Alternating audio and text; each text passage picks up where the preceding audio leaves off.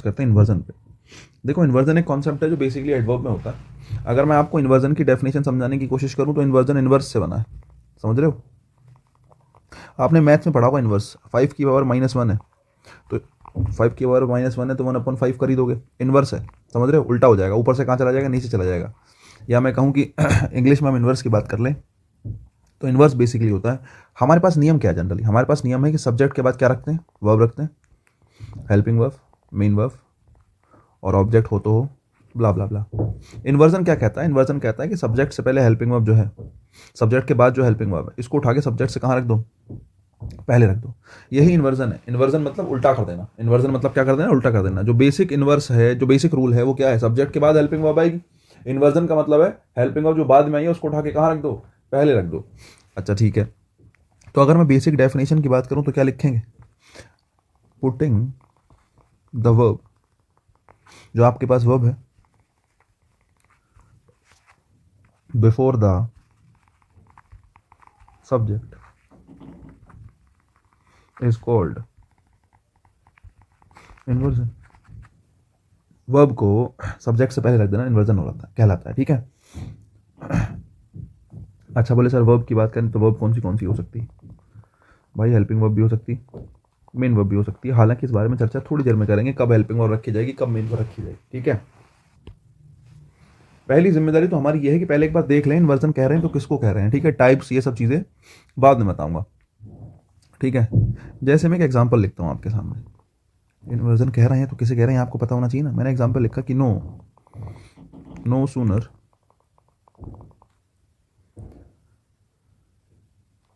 He no sooner did he bow to touch her feet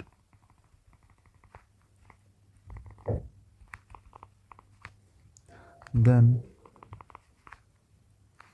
she hugged him। मैंने एक sentence लिखा, एक आधा और लिख देता हूँ।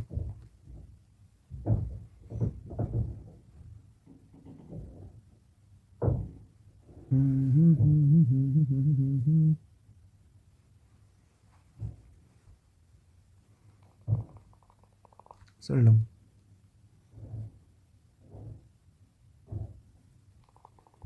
does one hear a girl say sorry। सही बात है गलत बात है बताओ? अब बैच में लड़के लड़कियां दोनों होंगे तो मैं माफ़ी चाहता हूँ। ठीक है, दो सेंटेंस है, देखो मैंने दो सेंटेंस लिखे, दोनों सेंटेंस में हुआ क्या है, क्यों हुआ है, कैसे हुआ है, बात करेंगे। लेकिन पहले तुम्हारे सामने बेसिकली इमेज क्लियर हो कि इन्वर्जन कह कैसे रहे हैं। ऐसा थोड़ी है कि मतलब, क्योंकि जैसे टर्मोलॉजी होती है ना, इन्वर्जन नाम का शब्द सुन के अजीब लग रहा हो सकता है तुमने पहले पढ़ा हो। जैसे नो सूनर डिड ही बो, जैसे ही वो झुका टू टच हर फीट, उसके पैर छूने के लिए या उनके पैर छूने के लिए, देन शी हग्ड हिम, उसने उसको गले लगा लिया, आप ये कहना चाह रहे हो। देखो ही सब्जेक्ट है बच्चे और वो आपकी मेन वर्ब है, ठीक है। नो सुनर सेंटेंस की शुरुआत में है और जो कि एडवर्ब है, सुनर एडवर्ब होता है, सून से क्या बना है, सुनर बना है, सून से क्या बना है, सुनर बना है, ठीक है। तो सून जो है टाइम को बताता है और जनरली टाइम को बताने वाले शब्द क्या होते हैं, एडवर्ब होते हैं, तो सुनर क्या है, एडवर्ब है। सेम सिचुएशन है सेल्डम, है ना। सेल्डम एक नेगेटिव एडवर्ब है, ठीक है। नहीं, सेल्डम भी क्या है, एडवर्ब है साहब। और सेल्डम जनरली कैसा होता है, मैंने आपको बताया था, सेमी नेगेटिव वर्ड्स होते हैं, ठीक है। नहीं, सेमी नेगेटिव वर्ड्स होते हैं मतलब नेगेटिव ही होते हैं एक तरीके से, इनके साथ नॉट का यूज नहीं होता है सेल्डम के साथ। Seldom does one here a girl say sorry, कि शायद ही कभी ऐसा होगा कि वन मतलब कोई भी व्यक्ति सुनेगा किसी लड़की को क्या कहते हुए, सॉरी कहते हुए। ये सेंटेंस का मीनिंग है। अब देखो वन सब्जेक्ट है और उसके बाद जो हियर आया है ये आपकी मेन वर्ब, ठीक है। और डज जो आया है वो क्या है, हेल्पिंग वर्ब है। आप दोनों सेंटेंसेस में एक चीज कॉमन देखेंगे कि सब्जेक्ट से पहले आपने किसको रख दिया है, हेल्पिंग वर्ब को रख दिया है। सब्जेक्ट से पहले आपने किसको रख दिया है, हेल्पिंग वर्ब को रख दिया है। दोनों में क्लियर है बात कि सब्जेक्ट से पहले क्या रखा है, हेल्पिंग वर्ब रखी है। अब ऐसा क्यों हुआ, जनरली सब्जेक्ट के बाद हेल्पिंग वर्ब आती है। ऐसा इसलिए हुआ क्योंकि दोनों सेंटेंसेस में इन्वर्जन का यूज किया गया है। दोनों सेंटेंसेस में किसका यूज किया गया है, इन्वर्जन का। अब इन्वर्जन क्या होता है, कई बार ऐसा होता है कि वाक्य की शुरुआत में कोई एडवर्ब आ जाता है। वाक्य की शुरुआत में क्या आ जाता है, कोई एडवर्ब आ जाता है। अगर वाक्य की शुरुआत में कोई एडवर्ब आ जाता है तो ये कहा जाता है कि एडवर्ब के साथ इन्वर्जन का यूज करना मस्ट है। अगर सेंटेंस की शुरुआत में कोई एडवर्ब आ गया तो आपको इन्वर्जन का प्रयोग करना ही पड़ेगा, बिना इन्वर्जन का प्रयोग किए सेंटेंस गलत माना जाएगा। और बात भी ठीक है, बात इसलिए ठीक है जैसे मान लेते हैं किसी भी एक सेंटेंस को ले लो, चलो नीचे वाले सेंटेंस को ही मैं लेता हूँ, माना मैं इस सेंटेंस को नीचे उतार लेता हूँ 1 मिनट के लिए। मैं ये सेंटेंस ऐसे लिखना होता, सेल्डम, इन्वर्जन की ज़रूरत ही क्यों पड़ी, डज ना लिख के मैं लिखता सेल्डम वन हियर। देखो ये मेन वर्ब हो गई, ये सब्जेक्ट हो गया, सब्जेक्ट के रूप में प्रोनाउन है, मैंने आपको बताया वन प्रोनाउन होता है। Here a girl say sorry, ठीक है साहब, ये मैंने सेंटेंस लिख दिया। देखो पता है क्या, ये हो गया प्रोनाउन, और नाउन और प्रोनाउन हो, नाउन हो या प्रोनाउन हो, इनकी क्वालिटी बताने के लिए एडजेक्टिव चाहिए होता है। तो नाउन या प्रोनाउन के पहले हम चाहकर भी क्या नहीं रख सकते, एडवर्ब नहीं रख सकते। सेल्डम क्या है, एडवर्ब है, बताओ सोच के। नाउन या प्रोनाउन से जस्ट पहले तुमने एडवर्ब रख दिया, नाउन प्रोनाउन से पहले एडवर्ब आ ही नहीं सकता, क्योंकि नाउन प्रोनाउन की क्वालिटी तो एडजेक्टिव बताता है।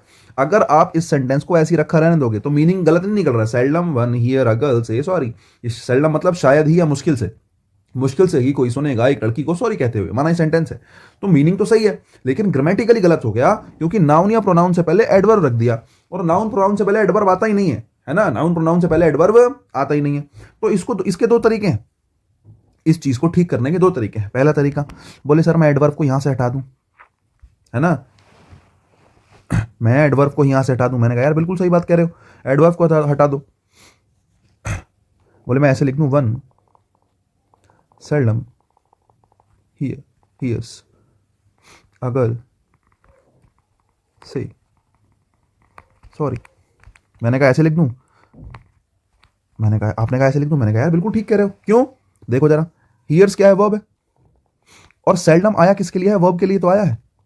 वर्ब के लिए किसका यूज किया है, एडवर्ब का यूज किया है। वन सेल्डम हियर्स की, वन कोई भी व्यक्ति मुश्किल से ही सुनता है सॉरी एक लड़की के मुंह से, आप ये कहना चाह रहे हो। आप जरा देखना सेंटेंस गलत है सही है, भाई सेंटेंस 100% सही है। सेंटेंस में किसी प्रकार की कोई इन्वर्जन की जरूरत नहीं है, कोई हेल्पिंग वर्ब या मेन वर्ब को उठा के सब्जेक्ट से पहले नहीं रखना है, कुछ नहीं करना है। जस्ट आपको इतना ध्यान रखना है कि सेंटेंस के शुरू में एडवर्ब तो नहीं आया। अगर शुरू में एडवर्ब नहीं आया, एडवर्ब को बाद में रखा गया है, तो कोई इन्वर्जन नहीं चाहिए। बोले आप कहो सर मैं तो नहीं मान रहा, एक और सेंटेंस बताओ। अरे ऊपर वाला देख लो, देखो इस वाले सेंटेंस को मैं नीचे ले आता हूं, समझ रहे हो, मैं इस वाले सेंटेंस को यहां लेके आता हूं, ध्यान से देखो। माना मैं इसी सेंटेंस को लिखूं किसी और तरीके से, जैसे आप चाहो। बोले सर इस सेंटेंस को किसी और तरीके से लिख सकते हैं, मैंने कहा यार बिल्कुल लिख सकते हैं। देखो जरा, मैं इस सेंटेंस को लिखता हूं, हुई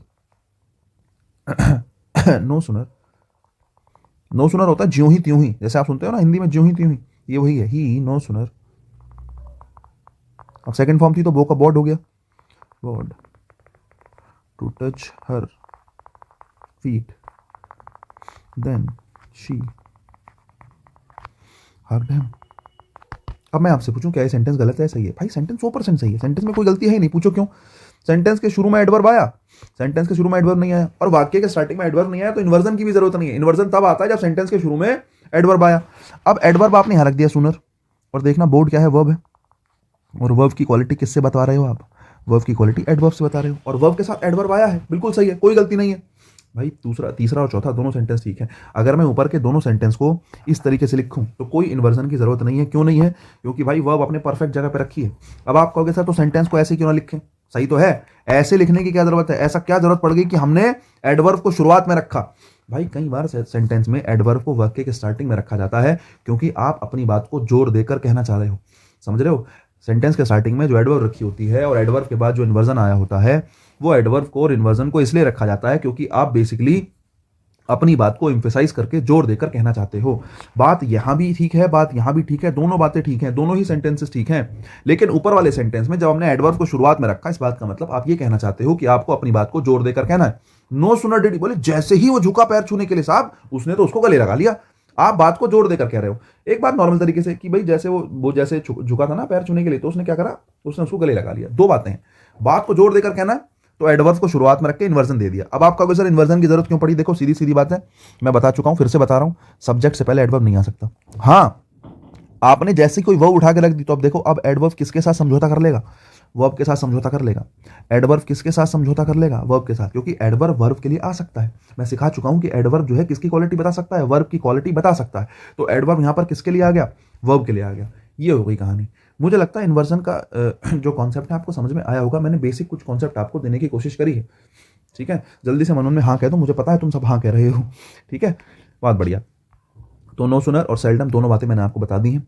कि दोनों जो है इन्वर्जन लेंगे क्योंकि दोनों एडवर्ब हैं। अब आपको ये समझ में आ गया कि सेंटेंस के स्टार्टिंग में एडवर्ब आएगा तो वो इन्वर्जन लेगा, ठीक है नहीं। अब आपको ये भी क्लियर हो गया होगा कि सेंटेंस के स्टार्टिंग में एडवर्ब आएगा तो वो क्या लेगा, इन्वर्जन लेगा। अब देखो बात कर लेते हैं किसकी, इन्वर्जन की, है ना। किसकी बात कर लेते हैं, इन्वर्जन की, इन्वर्जन के टाइप्स की, है ना।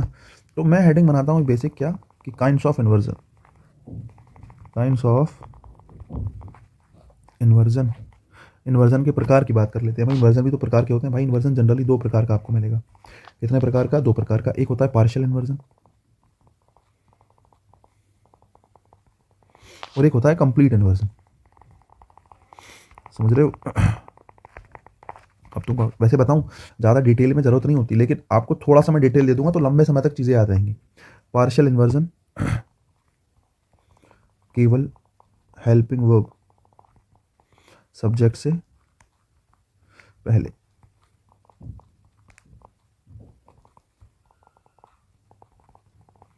पार्शियल इन्वर्जन में क्या होता है, केवल हेल्पिंग वर्ब सब्जेक्ट से पहले यूज होती है। कंप्लीट इन्वर्जन में क्या होता है, कंप्लीट इन्वर्जन में मेन वर्ब, मेन वर्ब को ही सब्जेक्ट से पहले यूज कर लिया जाता है। मेन वर्ब को ही सब्जेक्ट से पहले यूज कर लिया जाता है, ठीक है। ये हो गया कंप्लीट इन्वर्जन। और कंप्लीट इन्वर्जन की बात करूं तो जनरली आपको ध्यान इसके लिए मिलेगा तो एडवर्ब ऑफ,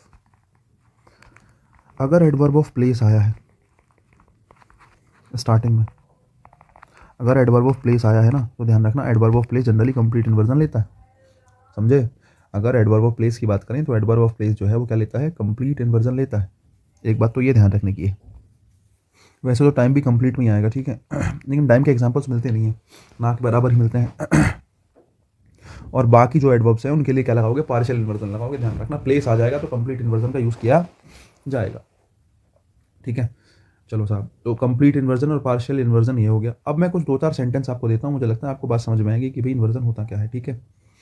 देखो मैं एग्जांपल्स देता हूँ दो चार और उसके बाद फिर इसको ख़त्म करते हैं। जैसे here comes the bus,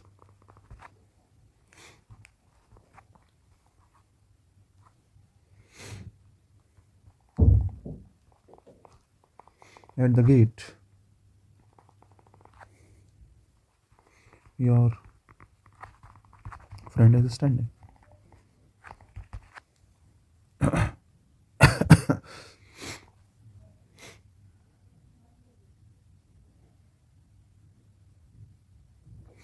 I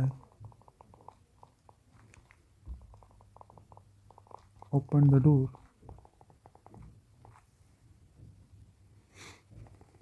and there stood Aman, all covered in mud. I opened the door and there stood Aman, all covered in mud. 3 sentence तो ये हो गए हैं साहब।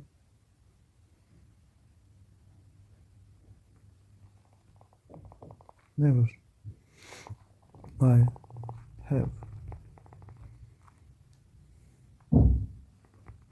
witnessed such a fantastic show.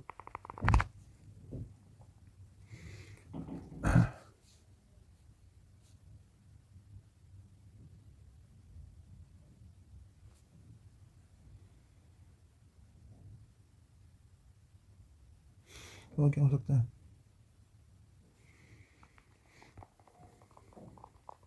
not till he gets home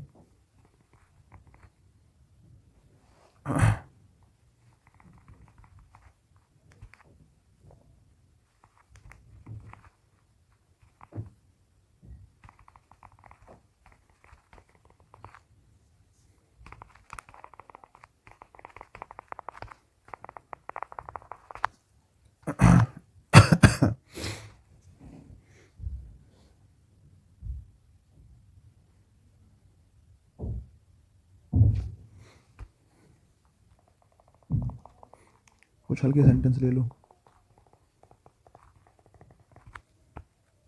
Hardly he comes here. Seldom. He had seen such a beautiful girl.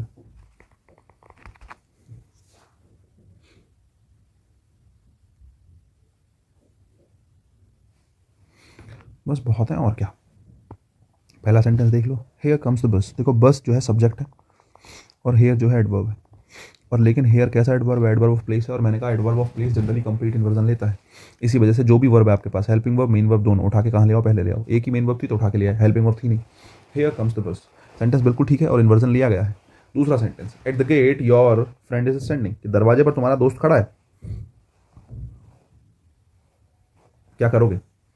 देखो शुरुआत में आया है at the gate, preposition plus object. और मैं सिखा चुका हूँ प्रपोजिशन प्लस ऑब्जेक्ट मिलकर या तो एडजेक्टिव बनाते हैं या एडवर्ब बनाते हैं.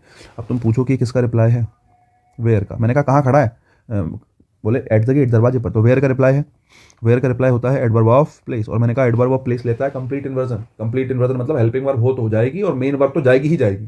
ठीक है. At the get your friend is standing. तो सब्जेक्ट कौन है? योर फ्रेंड है. और इन्वर्जन क्या कहता है कि अगर शुरुआत में एडवर्ब ऑफ प्लेस आ जाए या एडवर्ब आ जाए तो इन्वर्जन होगा. इसका मतलब सॉरी, इज स्टैंडिंग यहाँ गलत लिखा है. इज स्टैंडिंग यहाँ गलत लिखा है. कहाँ लिखा जाएगा? यहाँ लिखा जाएगा at the gate is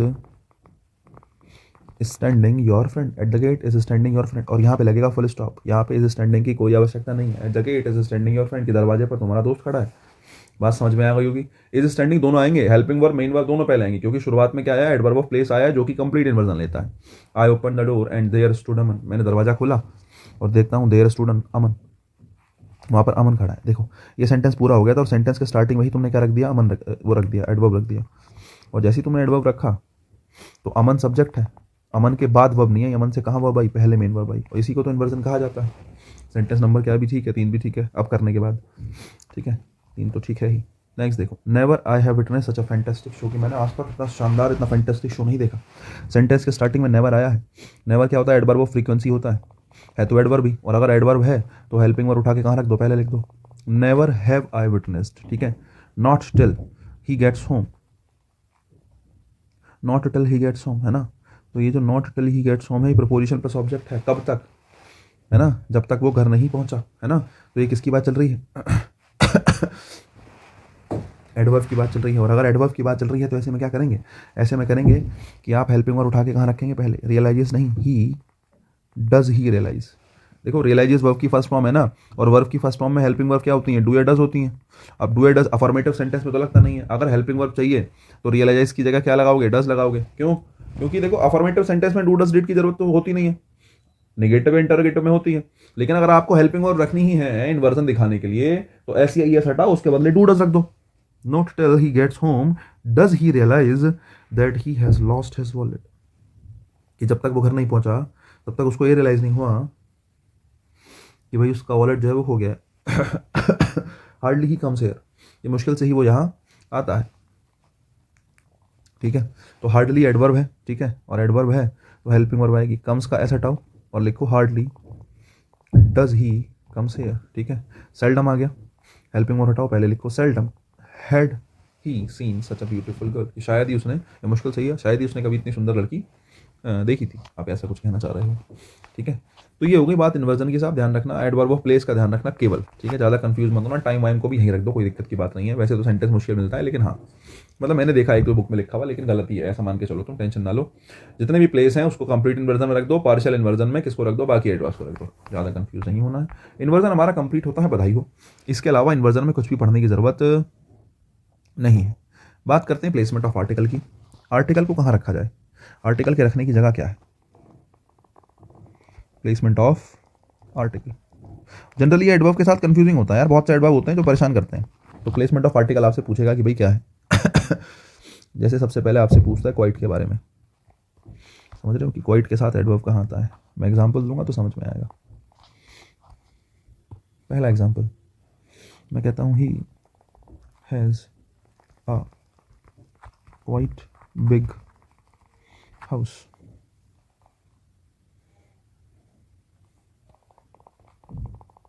His house is quite big. ठीक है साहब।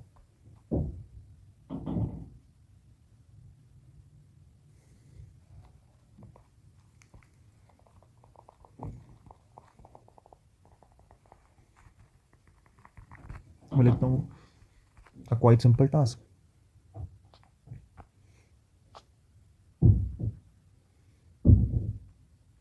ठीक है, 3 सेंटेंस, ये 3 चीज़ें मैंने लिखी हैं आपके सामने, ज़रा एक बार देख के बताइएगा। He has a quite big house, ध्यान रखना क्वाइट अपने से पहले एडजेक्टिव, सॉरी अपने से पहले आर्टिकल नहीं लेता, गलत है। He has quite a big house, quite अपने बाद आर्टिकल लेता है, याद रखना है। ठीक है, क्वाइट अपने बाद आर्टिकल लेता है, ध्यान रखना है। He has his house is quite big, देखो आपकी बार आर्टिकल की जरूरत है ही नहीं, his house is quite big, क्योंकि बिग एडजेक्टिव है और एडजेक्टिव से पहले क्वाइट क्या बना, एडवर्ब बना है।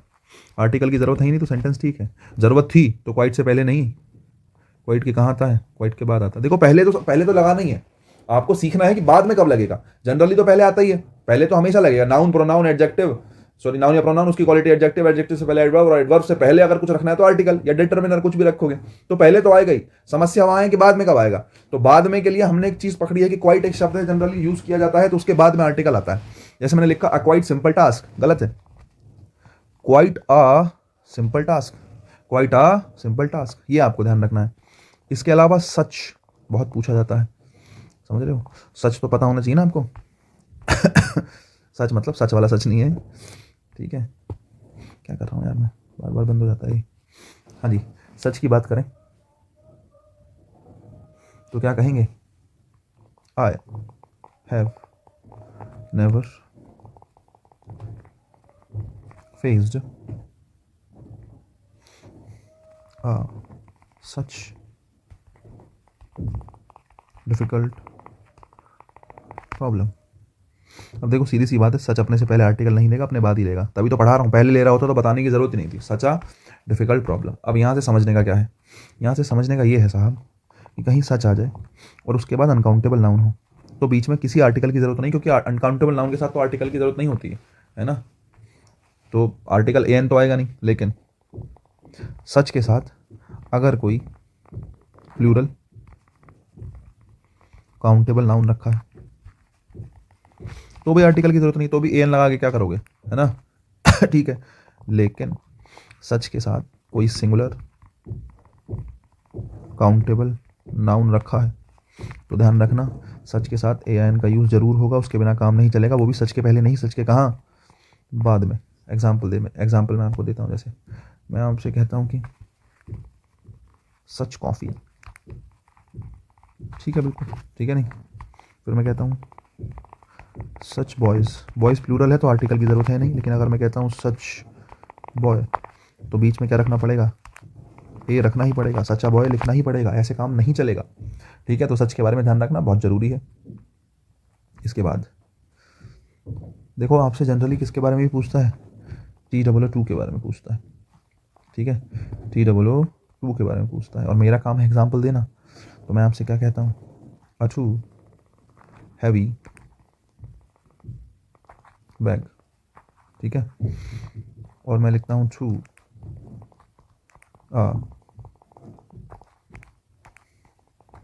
हैवी बैग, ठीक है, और मैं लिखता हूँ टू हैवी अ बैग।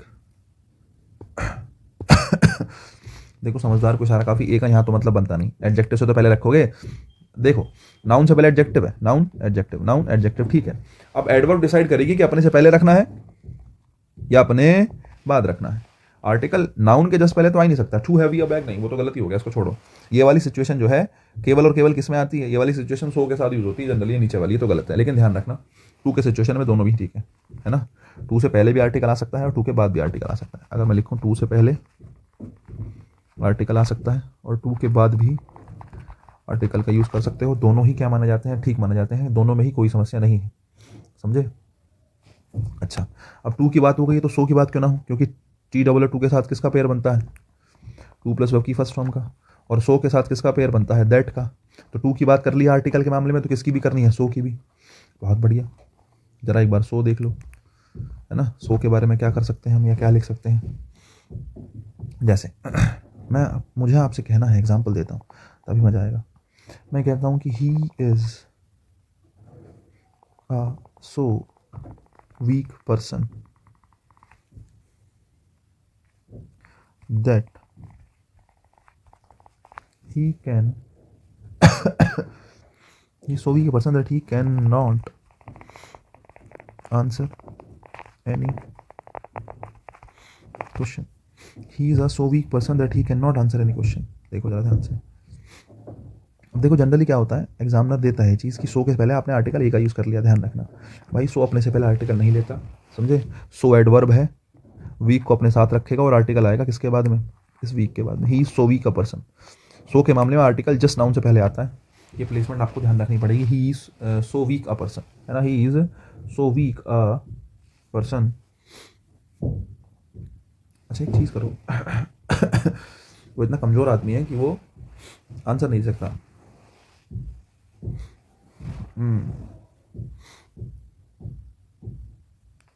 अब आंसर देखो, कमज़ोर हो गया तो आंसर रहने दो, वजन वजन कर लो कुछ। He can not lift any of these boxes, ठीक है, ऐसा कर लो, ये ठीक रहेगा। कमज़ोर है तो ज़रूरी नहीं ना शरीर से कमज़ोर है, वीक तो कमज़ोर शरीर से हो जाएगा, कॉन्टेक्स्ट ठीक हो जाएगा। अब देखो, he can not lift any of this boxes, कि वो इतना कमज़ोर है कि वो किसी भी बॉक्स को उठा नहीं सकता इनमें से। चलो खैर, ये हो गई बात, ध्यान रखने की बात है, बहुत ज़रूरी है, ध्यान रखना। एक आप लिख सकते हो, इसके अलावा क्या लिखोगे,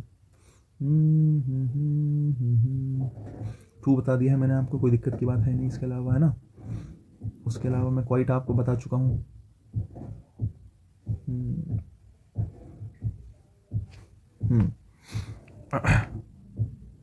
सुपरलेटिव डिग्री के साथ जैसे हम यूज़ करते हैं, सुपरलेटिव डिग्री के साथ हमें यहाँ यूज़ करना होता है, तो ये वाली बात ध्यान रखना। सुपरलेटिव डिग्री में जैसे मैं लिखता हूँ वेरी बेस्ट, तो वेरी बेस्ट अगर लिखा है सुपरलेटिव डिग्री के साथ, तो वेरी अगर आया है तो वेरी से पहले आएगा, और अगर आप मच लिख रहे हो तो मच के बाद आता है, ध्यान रखना। वेरी द बेस्ट और मच द बेस्ट, ध्यान रखना है, दोनों बातें, वेरी से पहले आता है और मच के बाद आता है, दोनों बातें इंपॉर्टेंट है, दोनों ही बातों का स्पेशली ध्यान रखा जाए। सुपरलेटिव डिग्री के साथ खास करके ये वाली चीज़ होती है कि आर्टिकल की आप गड़बड़ ना कर दें, ध्यान रखने की चीज़ है, ठीक है। बस और क्या, आर्टिकल के प्लेसमेंट के लिए मुझे लगता है इतनी ही बातें बहुत हैं, इसके अलावा कुछ अलग से बताने की ज़रूरत तो है नहीं, ठीक है। चलो, ये हो गया हमारा, ये हो गई हमारी कुछ बेसिक बातें जो मैंने कल आपसे बताने के लिए कही थी।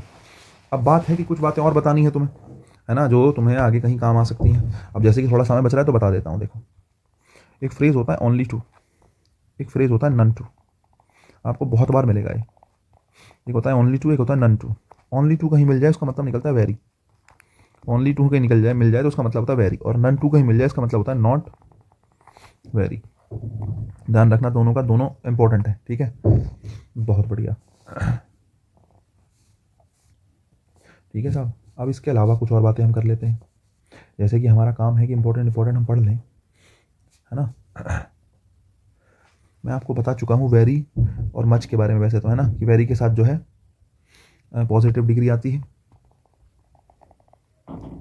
वेरी के साथ पॉजिटिव डिग्री आती है, और मच के साथ कंपैरेटिव डिग्री आती है। ये बात भी हम कर चुके हैं मुझे लगता है कि नहीं। वेरी के साथ पॉजिटिव डिग्री, मच के साथ कंपैरेटिव डिग्री। कहो तो एग्जांपल दे दूं, वेरी गुड और मच बेटर, ठीक है, दोनों ही सही है, ध्यान रखना। अगर मैं आपसे कहूँ कि वेरी ब्यूटीफुल, बोले सर ठीक है, और मैं आपसे कहूँ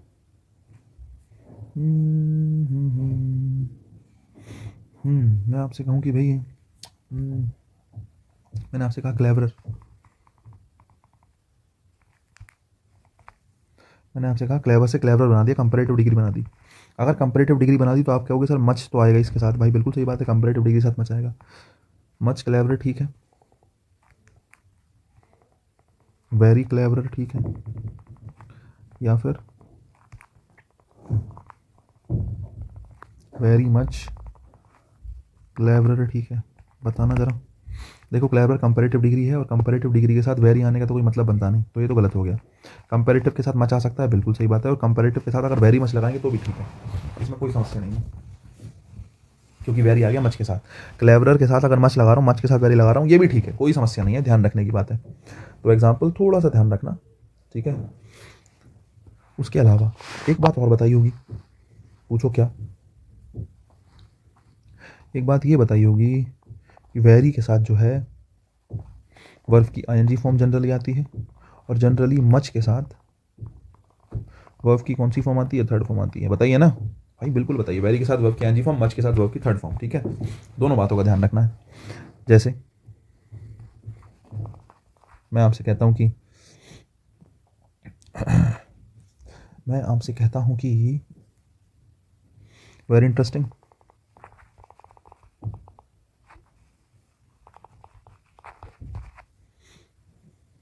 और मच इंटरेस्टेड, ठीक है। या मैं आपसे कहता हूँ कि वेरी कंफ्यूजिंग, या मैं आपसे कहता हूँ कि मच कंफ्यूज्ड। ये तो हो गई एक बात, ठीक है, बेसिक बात तो ये हो गई। लेकिन कुछ पेयर ऐसे हैं जिनके साथ वेरी का ही प्रयोग सही होता है, समझ रहे हो? सम, जैसे मतलब ऐसे तो क्या ही मैं हेडिंग बनाऊं, लेकिन कुछ फिक्स चीज़ें हैं तो ध्यान रखना। जैसे एक होता है वेरी टायर्ड, ठीक है, थर्ड फॉर्म है, लेकिन थर्ड फॉर्म होने के बावजूद ही मच ठीक नहीं होगा, ठीक है। एक होता है वेरी लिमिटेड, ध्यान रखने पड़ेंगे, कुछ पेयर्स हैं, ठीक है। वेरी लिमिटेड है, very pleased, I am very please to hear this news, very drunk, very bold. उसके अलावा वेरी फ्राइटन्ड, बहुत ज़्यादा डरा हुआ है।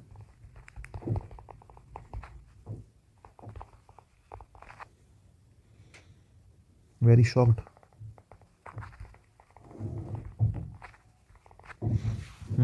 और वेरी डिलाइटेड।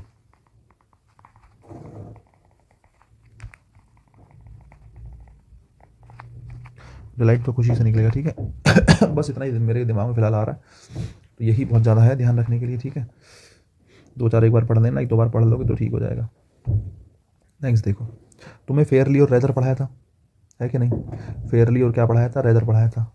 तो ध्यान रखना, अब फेयरली रेदर पढ़ाया था तो फेयरली रेदर की ज़रूरत यहाँ भी पड़ेगी यार। पेज छोड़ देना चाहिए था। चलो खैर, इधर आ जाओ, ये है ना हमारे पास जगह, ये जगह है हमारे पास, इसका यूज़ करेंगे हम फेयरली और रेदर के लिए, ठीक है।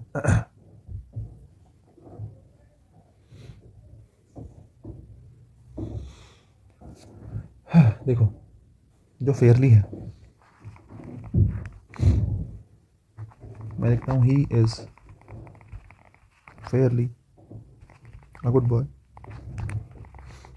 देखो फेयरली और रेदर दो शब्द होते हैं, मैं हेडिंग बनाता हूँ पहले, फेयरली और एक होता है रेदर, ठीक है। मैंने आपको पढ़ा दिए दोनों, बस आर्टिकल की बात आ गई तो बता दे रहा हूँ। फेयरली और रेदर दो शब्द होते हैं जिनका मीनिंग होता है ना ज़्यादा ना कम। मीनिंग क्या होता है? ना ज़्यादा ना कम। ऐसा आप कुछ कहना चाह रहे हो कि बहुत ज़्यादा नहीं बहुत कम नहीं, है ना। मॉडरेट लेवल को दिखाने के लिए फेयरली रेदर का यूज़ करते हैं। फेयरली नेगेटिव कॉन्टेक्स्ट में, फेयरली पॉजिटिव कॉन्टेक्स्ट में आता है, रेदर नेगेटिव कॉन्टेक्स्ट में आता है। लेकिन इसके साथ आर्टिकल का आपको ध्यान रखना पड़ेगा। पूछो क्या? आर्टिकल का बच्चे ये ध्यान रखना पड़ेगा, अगर मैं कहता हूँ कि फेयरली अ गुड बॉय और मैं कहता हूँ फेयरली गुड बॉय, तो ध्यान रखना फेयरली अपने बाद आर्टिकल कभी नहीं लेता, फेयरली अपने बाद आर्टिकल कभी नहीं लेता। फेयरली हमेशा अपने से कहाँ आर्टिकल लेता है? पहले। अब आप कहोगे सर ये बात बताने की क्या ज़रूरत है, आपने अभी मुझसे कहा कि बाद वाले पढ़ाऊंगा, पहले वाले तो तुम लगा ही लोगे क्योंकि जनरली तो पहले ही रखा जाता है।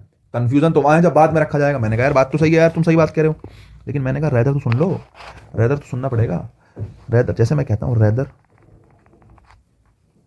अ बिग प्रॉब्लम, समस्या हो गई है, नेगेटिव कॉन्टेक्स्ट है तो रेदर लगाया। और मैं कहता हूँ रेदर बिग प्रॉब्लम, भाई दोनों सही है, रेदर अपने बाद में अपने पहले दोनों जगह आर्टिकल ले सकता है। रेदर के बाद भी सही है, रेदर के पहले भी सही है। ध्यान रखना, बहुत इंपॉर्टेंट बात है, रेदर से पहले रेदर के बाद में बिल्कुल सही होता है किसका प्रयोग बिल्कुल सही होता है हमारा आर्टिकल का प्रयोग, ठीक है। बाकी फेयरली और रेदर से रिलेटेड कुछ चीज़ें और याद रख सकते हो, पूछो क्या, समझे। फेयरली और रेदर से रिलेटेड कुछ चीज़ें और याद रख सकते हो। मैं लिखता हूँ, रुको। फेयरली और रेदर से रिलेटेड कुछ बातें हम करने जा रहे हैं, ठीक है। क्या बातें हो सकती हैं भाई। पहली बात, TOO जो है फेयरली के साथ गलत माना जाता है और रेदर के साथ सही माना जाता है। दूसरी चीज़, अगर कहीं अम्यूजिंग, क्लेवर या फिर वेल शब्द मिल जाए, ठीक है, अम्यूजिंग, क्लेवर या वेल, इनके साथ केवल और केवल रेदर आएगा, ध्यान रखना। अब तुम कहोगे सर ये वाली बात पहले बता देते हैं, यार ये एडवांस चीज़ें हैं थोड़ी सी, समझे। मैं अभी और भी खोल सकता हूँ चीज़ें इसके अलावा, कंपैरेटिव डिग्री, पॉजिटिव डिग्री, ब्ला ब्ला ब्ला, लेकिन अभी हमारे पास समय है तो मैंने कहा थोड़ा सा बता देता हूँ, ज़्यादा नहीं तो थोड़ी तो चीज़ें डिस्कस कर ही लेते हैं, इसलिए मैंने आपके सामने ये थोड़ा सा बता दिया, और कुछ नहीं है, ठीक है। इतनी सी बात है फेयरली रेदर के लिए, इतनी बात एटलीस्ट ध्यान रखना जितनी मैंने अभी बता दिया आपको, ठीक है। फेयरली के साथ टू का प्रयोग गलत है और रेदर के साथ टू का प्रयोग सही है, ये चीज़ आपको ध्यान रखनी है एटलीस्ट, ठीक है। उसके बाद ये वो चीज़ें हैं जो जनरली किताबों में नहीं मिलती, कभी आप सोच रहे हो कि तुम बुक में ढूंढने जाओगे, नहीं मिलेगा, बुक में 2-4 लाइन लिखी होंगी बस, समझे। देखो, एक होता है एट प्रेजेंट, एक होता है एट प्रेजेंट। एट प्रेजेंट का मतलब होता है अभी, ब्रैकेट में लिख दिया मैंने नाउ। एक होता है प्रेजेंटली, शॉर्टली और डायरेक्टली,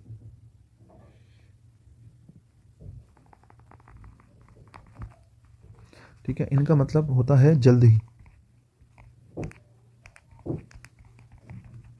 ठीक है, जल्द ही, है ना, या मैं कहूँ सून, इनका मीनिंग ये निकलता है। और जनरली पेपर में इन दोनों को एग्जामिनर मिक्स कर देता है, इन दोनों को एग्जामिनर क्या कर देता है, मिक्स कर देता है। अब देखो ये ऐसी चीज़ है, इसके लिए एग्जाम्पल चाहिए, मैं एग्जाम्पल देता हूँ।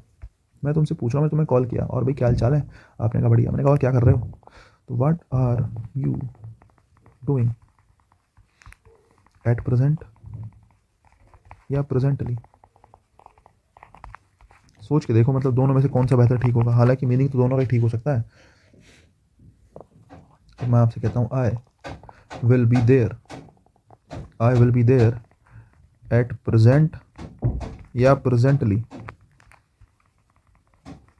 मैं आपसे दोनों में से सेंटेंस पूछता हूँ कि दोनों में से कौन सा ठीक होगा, एट प्रेजेंट या प्रेजेंटली, बताओ जरा सोच समझ के। देखो मैं आपसे कह रहा हूँ आई विल बी देयर, अच्छा एक चीज़ बताओ, ये प्रेजेंट टेंस को दिखाएगा, अगर अभी की बात कर रहा हूँ तो प्रेजेंट टेंस हो गया, जल्द ही तो ये फ्यूचर एक्शन को दिखाएगा।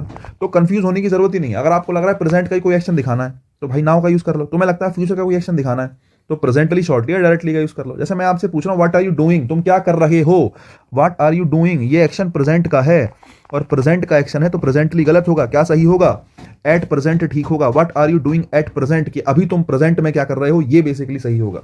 उसके बाद मैंने विल भी लिख दिया, विल भी मतलब बात प्रेजेंट की नहीं है, बात किसकी है, बात फ्यूचर की है। आई विल बी देयर कि मैं वहां पहुंच जाऊंगा, जल्द ही पहुंच जाऊंगा, है ना, मैं जल्द ही वहां पहुंच जाऊंगा। फ्यूचर का एक्शन है और फ्यूचर का एक्शन है तो प्रेजेंटली ठीक होगा, एट प्रेजेंट क्या होगा, गलत होगा, ठीक है। इस बात को थोड़ा सा ध्यान रखना, मुझे लगता है आपके काम आएगा, ठीक, बहुत बढ़िया। इसके अलावा मैं आपसे कहूं कि मेरे पास दो चीज़ें हैं, एक होता है जस्ट, एक होता है जस्ट नाउ, एक होता है जस्ट और एक होता है क्या, एक होता है जस्ट नाउ। देखो मीनिंग दोनों का सेम होता है, जस्ट का और जस्ट नाउ का, है ना। जस्ट मतलब अभी और जस्ट नाउ भी अभी होता है, जस्ट हो जस्ट नाउ हो दोनों सेम है, समझ रहे हो, दोनों सिमिलर है, दोनों का मीनिंग बिल्कुल सेम है, लेकिन इनकी पोजीशन का फर्क होता है, ध्यान रखना। जो जस्ट होता है, जो हमारे पास क्या होता है, जो जस्ट होता है उसको मेन वर्ब से पहले रखा जाता है, समझ रहे हो। जस्ट जो होता है वो हमेशा मेन वर्ब से कहाँ रखा जाता है, पहले रखा जाता है। जस्ट को मेन वर्ब से पहले रखा जाता है, और जो जस्ट नाउ होता है वो मेन वर्ब के बाद रखा जाता है, बस इतना ध्यान रखना। मेन वर्ब के बाद सेंटेंस के लास्ट में कहीं भी आ सकता है जस्ट नाउ, लेकिन मेन वर्ब से पहले नहीं आता। कंफ्यूजन तो होगा थोड़ा बहुत कि यार ये बात क्या बात कह दी है, जस्ट और जस्ट नाउ। मैंने कहा हाँ भाई बिल्कुल कन्फ्यूज़न होना भी चाहिए, थोड़ा बहुत सुनने में अजीब सा लग रहा है ना। देखो मैं एग्जांपल दे देता हूँ, हाथों हाथ तैयार होता है हमारे पास एग्जांपल। देखो जैसे मैं आपसे कहता हूँ कि he has arrived here just, और मैं आपसे कहता हूँ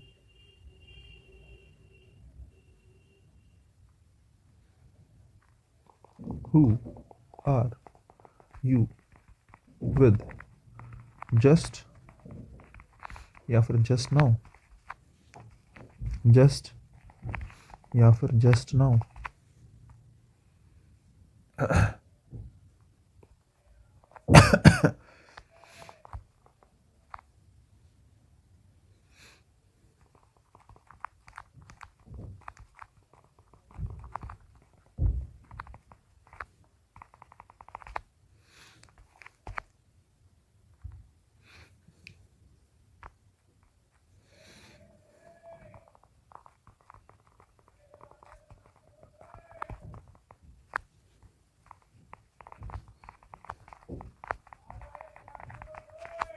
देखो भाई मैंने 3-4 सेंटेंस लिखे हैं, पहले में तो मैंने 2 फिल इन द ब्लैंक आप वो दिए हैं, आपको ऑप्शन चुनने के लिए दिए, मतलब ऐसा कहो ही हैज़ अराइव्ड हेयर, कि वो जो है पहुंच गया है, जस्ट और जस्ट नाउ। क्या कहोगे? मैंने आपको कहा जस्ट जो है मेन वर्ब से पहले रखा जाता है, यहाँ रखना था तो जस्ट रखना था। अभी क्या रखोगे? अभी जस्ट नाउ रखोगे। जस्ट नाउ मेन वर्ब के बाद आता है, मेन वर्ब के बाद कहीं भी रख दो, मेन वर्ब के बाद सेंटेंस के लास्ट में ही has arrived here just now. Sentence ठीक है, सेंटेंस बिल्कुल क्या है ठीक है, लेकिन कुछ बच्चे ऐसे होंगे बोले सर मुझे तो जस्ट नाउ रखना ही नहीं, मैं तो जस्ट ही रखूंगा, समझे, जस्ट मेरा रिश्तेदार है मुझे तो जस्ट ही रखना है। मैंने कहा भाई जस्ट रख लो, आ जाओ जरा। He has just arrived here, वो बिल्कुल अभी ही यहाँ पे आया है। जस्ट नाउ रखना है लास्ट में रख लो, जस्ट रखना है मेन वर्ब से कहाँ रख लो पहले, मेन वर्ब से पहले जस्ट आता है, मेन वर्ब के बाद में जस्ट नाउ आता है, इतना ही ध्यान रखना है। नेक्स्ट देखो हु आर यू विद, मैंने तुमसे पूछा तुम हो किसके साथ, अभी तुम किसके साथ हो, तो तुम्हें अभी अभी देखना है। देखो मेन वर्ब क्या है, फिलहाल तो हमारे पास एक ही मेन वर्ब है, इज़मार बाजबार जब जब अकेला होता है मेन वर्ब होता है, और वो लिंकिंग वर्ब की तरह काम करता है। अकेला है तो सेंटेंस के कहाँ आएगा, अकेला है तो सेंटेंस के मतलब अकेला है तो मेन वर्ब है, और सेंटेंस के लास्ट में रख रहे हैं तो जस्ट तो लास्ट में नहीं आता, लास्ट में क्या आता है, लास्ट में आता है just now. Who are you with just now. Next देखो लास्ट सेंटेंस देखो, my father just now went to the office, कि मेरे पिताजी अभी अभी कहाँ गए हैं, ऑफिस गए हैं, आप ये कहना चाह रहे हो। आपके फादर अभी अभी ऑफिस गए हैं, तो जस्ट नाउ अगर रख रहे हो तो मेन वर्ब से पहले तो नहीं रख सकते, वेंट मेन वर्ब है ना, और मेन वर्ब से पहले तो जस्ट नाउ नहीं रख सकते, या रखोगे? मेन वर्ब से पहले जस्ट नाउ का यूज गलत है, मेन वर्ब से पहले जस्ट आता है। तो एक तरीका तो ये है कि आप यहाँ से नाउ हटा दो, my father just went to the office. दूसरा तरीका ये है आप लिखो my father went to the office just now, my father went to the office just now. दोनों ही तरीके क्या हैं, सही हैं। तो जस्ट और जस्ट नाउ का क्या रखना, ध्यान रखना साहब, बहुत जरूरी चीज़ है जस्ट और जस्ट नाउ। उसके अलावा देखो जैसे एक शब्द होता है हार्डली, एक होता है क्या स्कार्सली, एक होता है सेल्डम, एक होता है नेवर, ठीक होता है, एक होता है रेयरली, एक होता है बेयरली, ठीक है, एक होता है नाइदर, एक होता है बस, और क्या, और कुछ नहीं होता है, dot dot dot dot dot dot etc. ये सेमी नेगेटिव वर्ड्स होते हैं, ध्यान रखना ये कैसे वर्ड्स होते हैं, सेमी नेगेटिव वर्ड्स होते हैं, और इनके साथ सेंटेंस में नॉट का यूज़ नहीं किया जाता, इनके साथ सेंटेंस में नॉट का यूज़ नहीं किया जाता। जैसे मैं कहता हूँ ही hardly says nothing about his past, he hardly says nothing about his past. अब देखो नथिंग तुमने नेगेटिव लिख दिया, हार्डली पहले से ही कैसा शब्द है नेगेटिव, और 2 बार नॉट का यूज़ करने का मतलब बनता नहीं। आप सोचो 2 बार नॉट का यूज़ है, नहीं होगा, तो नथिंग की जगह किसका यूज़ करो, एनीथिंग का यूज़ करो। ही hardly says anything about his past. अब सेंटेंस क्या है, बिल्कुल सही है, कोई समस्या कोई दिक्कत की बात इसमें नहीं बची मेरे हिसाब से, ठीक है। बाकी ये सारे के सारे जितने भी शब्द हैं ये सब के सब इन्वर्जन भी लेते हैं, क्योंकि ये सब के सब एडवर्ब हैं। ये सारे के सारे शब्द क्या भी लेते हैं, ध्यान रखना, इन्वर्जन भी लेंगे, पार्शियल इन्वर्जन लेंगे। अगर ये इनमें से कोई भी शब्द सेंटेंस के स्टार्टिंग में आ जाएगा तो ये सारे के सारे शब्द क्या लेंगे, इन्वर्जन लेंगे। ध्यान रखना इन सभी शब्दों में इन्वर्जन लेने की क्षमता है, ऐसे काम नहीं चलेगा। मैंने बता दिया हार्डली वाले 1-2 एग्जाम्पल्स, तो ऐसी बात नहीं है, ठीक है। चलो खैर, इसके बाद बात कर लेते हैं थोड़ी सी येट और स्टिल की, ठीक है साहब। एक हमारे पास येट है, और एक हमारे पास स्टिल है, ठीक है। दो चीज़ें हैं, येट है और स्टिल है। मीनिंग दोनों का सेम है, मीनिंग दोनों का निकलेगा अब तक से, समझ रहे हो। येट भी अब तक है और स्टिल भी क्या है, अब तक है। लेकिन येट जो है प्रेजेंट परफेक्ट के नेगेटिव में आता है, ध्यान रखना। प्रेजेंट परफेक्ट के नेगेटिव सेंटेंस में येट का यूज़ करते हैं। अच्छा, स्टिल की बात करें तो स्टिल किस में यूज़ होता है भाई, स्टिल जो है वो कंटिन्यूटी को दिखाता है, तो जनरली कॉन्टिन्यूस टेंस में ही स्टिल का यूज़ करते हैं। बाकी पता है क्या, प्रेजेंट परफेक्ट का नेगेटिव नहीं है तो सोच के देखो कि स्टिल आ सकता है कि नहीं आ सकता, इस चीज़ का थोड़ा ध्यान रखना कि प्रेजेंट परफेक्ट का नेगेटिव नहीं है तो येट की जगह स्टिल लगा दो। येट तो आएगा ही कब, जब प्रेजेंट परफेक्ट का नेगेटिव है। तो मैं अब तक कहना है प्रेजेंट परफेक्ट के नेगेटिव में तो येट लगा दो। किसी और टेंस की बात कर रहे हो, स्टिल मतलब कंटिन्यूटी दिखाता है स्टिल, और स्टिल कंटिन्यूटी दिखाता है तो फिर उसमें आप किसका यूज़ कर लो, स्टिल का यूज़ कर लो, बस इतनी सी बात है। आप कहोगे सर एग्जाम्पल दे दो, मैंने कहा भाई बिल्कुल देंगे एग्जाम्पल। जैसे मैं एक सेंटेंस कहता हूँ, he has not come still, मैं आपसे कहता हूँ he has not come still. अब देखो ये सेंटेंस है, प्रेजेंट परफेक्ट का नेगेटिव है तो तुम चाहकर भी स्टिल का यूज़ नहीं कर सकते। ऐसे सेंटेंस में किसका ही यूज़ किया जाएगा, येट का ही यूज़ किया जाएगा, ध्यान रखने की बात है। लेकिन अगर मैं एक सेंटेंस ऐसा लिख रहा हूँ, जैसे मैं कह रहा हूँ एक सेंटेंस मैंने लिखा कि we have yet to talk to him, है ना, कि हमने अभी तक बात नहीं करी है, हमें अभी भी बात करनी है। We have yet to talk to him, हमने अब तक नहीं करी है उससे बात, हमें अभी भी बात करनी है, ठीक है। तो प्रेजेंट हैज हैव आया वर्ब की फर्स्ट फॉर्म के रूप में, प्रेजेंट इंडेफिनिट है भाई, येट नहीं क्या आएगा, स्टिल आएगा। We have still to talk to him, हमें अभी भी उससे बात करनी है, हमें अभी भी उससे बात करनी है, ठीक है। तो प्रेजेंट परफेक्ट का नेगेटिव है तो येट लगा दो, वरना क्या लगा दो, वरना स्टिल लगा दो, ज़्यादा कोई कंफ्यूजन वाली बात ऐसी है नहीं। ठीक है साहब। उसके अलावा एक लास्ट चीज़ मुझे आपको जो बतानी है वो बतानी है स्प्लिट इन्फिनेटिव। क्या बतानी है, स्प्लिट इन्फिनेटिव। एक शब्द यूज होता है जनरली स्प्लिट इन्फिनेटिव के नाम से, समझ रहे हो। एक शब्द यूज होता है किस नाम से, स्प्लिट इन्फिनेटिव के नाम से। स्प्लिट इन्फिनेटिव क्या होता है, देखो स्प्लिट इन्फिनेटिव होता है जनरली जब टू और वर्ब की फर्स्ट फॉर्म के बीच में एडवर्ब रख दिया जाता है। इन्फिनेटिव क्या होता है, इन्फिनेटिव होता है टू प्लस वर्ब की फर्स्ट फॉर्म, इन्फिनेटिव होता है टू प्लस वर्ब की फर्स्ट फॉर्म। और स्प्लिट मतलब टुकड़े कर देना। हम क्या करते हैं, टू प्लस वर्ब की फर्स्ट फॉर्म के बीच में एडवर्ब रख देते हैं, जो कि ग्रामेटिकली बिल्कुल गलत है। टू प्लस वर्ब की फर्स्ट फॉर्म के बीच में एडवर्ब रखना क्या है, टू प्लस वर्ब की फर्स्ट फॉर्म के बीच में एडवर्ब रखना बिल्कुल गलत है, बिल्कुल गलत। क्यों, क्योंकि यार इन्फिनेटिव टू प्लस वर्ब की फर्स्ट फॉर्म के साथ मिलकर बना है, तुम उसके बीच में एडवर्ब लगा दोगे वो गलत होगा, उसका कोई कॉन्टेक्स्ट ही नहीं है, ये रखने का तरीका ही नहीं है, ग्रामेटिकली ही गलत है। टू प्लस वर्ब की फर्स्ट फॉर्म एक साथ रहेंगे साहब, टू प्लस वर्ब की फर्स्ट फॉर्म एक साथ रहेंगे, इसको आप तोड़ नहीं सकते, स्प्लिट नहीं कर सकते। तो जनरली लिखा होता है या आपने पढ़ा होगा कि स्प्लिट इन्फिनेटिव का प्रयोग गलत माना जाता है, मतलब टू प्लस वर्ब की फर्स्ट फॉर्म के बीच में कहीं भी एडवर्ब लगा दिया तो वो गलत माना जाता है। एडवर्ब लगाना है तो या तो पहले लगा दो, समझ रहे हो, या तो पहले लगा दो या सेंटेंस के कहीं कहां लगा दो, लास्ट में लगा दो, लेकिन बीच में एडवर्ब का यूज बिल्कुल गलत है, बीच में एडवर्ब का यूज बिल्कुल क्या है, गलत है। अब आप कहेंगे सर एग्जांपल, मैंने कहा तैयार है। I request you to kindly, kind adjective, adjective plus L Y क्या आ गया, adverb. I request you to kindly grant me leave, काइंडली grant me leave for 3 days। माना एक सेंटेंस मैंने आपसे कहा, I request you to kindly grant me leave for 3 days। मैं आपसे रिक्वेस्ट करता हूँ कि मुझे परमिशन दे दें 3 दिन की छुट्टी देने का, है ना, कि मुझे ग्रांट कर दें, परमिशन दे दें 3 दिन की छुट्टी। अब आप ये कह रहे हो कि देखो टू यहाँ पर है और इसके साथ वर्ब की फर्स्ट फॉर्म यहाँ पर है ग्रांट, ये हो गया टू, ये हो गया वर्ब की कौन सी फॉर्म, फर्स्ट फॉर्म, और बीच में रख दिया एडवर्ब। भाई साहब बिल्कुल गलत हो गया, आप इसको चाहकर भी ठीक नहीं कर सकते। इसका सही रूप होगा क्या, I request you, I request you, क्या कहेंगे, I request you kindly to grant